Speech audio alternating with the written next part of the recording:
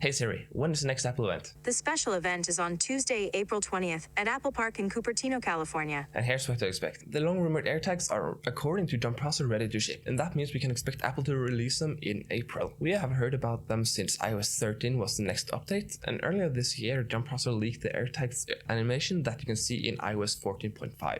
This means iOS 14.5 might also be released at this event. I'm pretty sure that Apple wouldn't have added the Find My tab in the Find My app unless they were about to release a product of their own that supported the Find My network. Rumors have it that at least one of the iPad Pros is getting a mini LED display. If this is true, it's most likely the 12-inch model that is getting it. And with the latest rumors, there might be limited supply due to problems with the production of mini LED panels. The problem with this is, why would you buy the 11-inch Pro model if you can get the iPad Air with the same design, more colors, and Apple Pencil to support? The only reason I can think of is promotion. But the average person doesn't need that, and those who have screamed at Apple to add 120Hz to the iPhone are the tech community. So why pay more for almost the same iPad? But there's one scenario though, where I can see the 11-inch iPad Pro being worth it without the mini LED display. And that is if Apple announces a new Apple Pencil.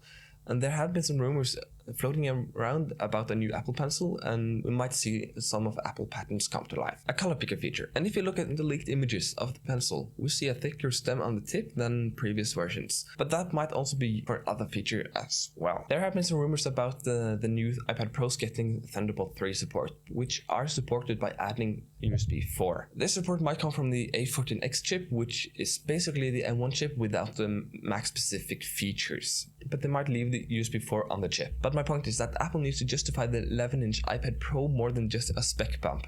The Thunderbolt 3 support might push some people over to buying the Pro models instead of the Air, but the majority of people don't need it, and the majority of people would probably be better served by buying the iPad Air. After the discontinuation of the iMac Pro and the 512 and 1TB SSD upgrades on the iMac 21.5-inch models, it is safe to assume that Apple is about to release the updated iMacs with the M1X chip. Jon Prosser leaked the design on the Front Page Tech episode, and the design resembles the Pro Display XDR with the classic iMac stand. That means it's a possibility that the screen size might grow from 21.5-inch up to 24-inch. And that would be the biggest redesign since 2012, and it would be a welcome change. Apple is also bringing back colored iMacs, and according to Jon Prosser, they are the same colors as the iPad Air. This indicates that the upcoming iMacs is for the consumers because the Pro products Apple sells do not have fun colors as the non-Pro versions have. Just look at the iPad line where the Pro models only have silver and space gray compared to the iPad Air, which has silver, space gray, rose gold, green,